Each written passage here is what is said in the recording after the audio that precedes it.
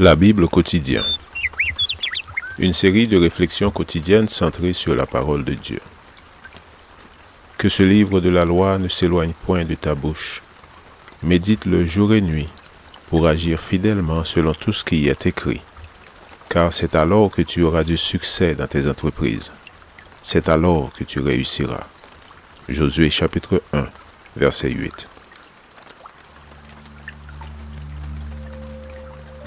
Aujourd'hui, le 27 juin, évitons de faire partie de la majorité. Les chefs du peuple s'établirent à Jérusalem. Le reste du peuple tira au sort pour qu'une personne sur 10 vienne s'établir à Jérusalem, la ville sainte, et que les 9 autres restent dans les autres villes. Le peuple bénit tous ceux qui consentirent volontairement à s'établir à Jérusalem. Néhémie chapitre 11, versets 1 et 2. C'est dans les moments de crise que la véritable nature d'une personne se révèle. Le chrétien doit se dire que la paix ne régnera pas tant que nous serons sur cette terre. Satan mène une guerre contre les enfants de Dieu, un conflit qui ne ressemble en rien à une guerre froide. Et sans l'intervention déterminante des anges du Seigneur, rares seraient ceux qui survivraient à ces assauts. C'est au moment où la lutte s'intensifie que se révèlent ceux qui ont remis leur sort à l'Éternel et n'hésitent pas à tout risquer pour accomplir la tâche. Dédaignant les risques et le confort, ils ne restent pas les bras croisés et ne s'agenouillent même pas pour boire de l'eau, car ils sont parfaitement conscients que chaque minute compte. Jérusalem était l'endroit le moins sûr du pays. La majorité du peuple préférait se tenir loin de ce point brûlant et rester là où le calme et la tranquillité régneraient en apparence.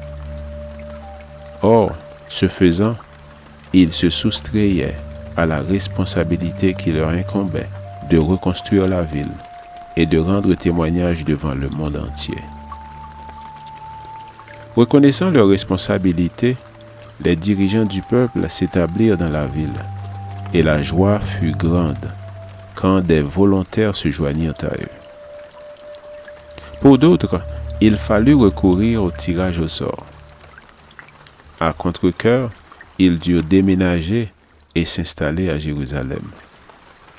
Comme il est encourageant pour les indolents de voir des responsables se lancer dans la tâche à accomplir.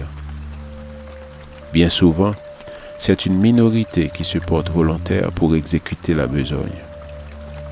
Il y a un siècle, l'économiste italien Vilfredo Pareto mit au point ce qu'on appelle le principe de Pareto, ou principe 80-20.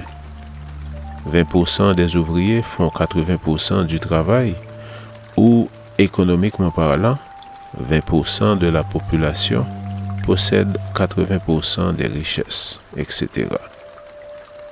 De nos jours, il devient urgent d'appliquer les enseignements de Jésus, car il n'en sera pas de même parmi vous. Malheureusement, les choses ne sont pas différentes dans l'Église. De nombreuses assemblées ont presque toujours les mêmes personnes à leur tête, non à cause d'un manque de talent, mais faute de volontaires reconnaissant le privilège que le Seigneur donne à tous d'entrer à son service. Dès que la majorité des membres joindra ses efforts à ceux des pasteurs pour mener à bien la tâche, nous aurons alors l'espoir de voir enfin son achèvement et le retour en gloire de notre Seigneur. Le défi qui se présente à nous est de faire partie des 20% actifs, prêts à achever l'œuvre du Seigneur et non les 80% de passifs. Amen. Lecture de la Bible pour aujourd'hui dans l'Ancien Testament, Néhémie, les chapitres 10 à 12.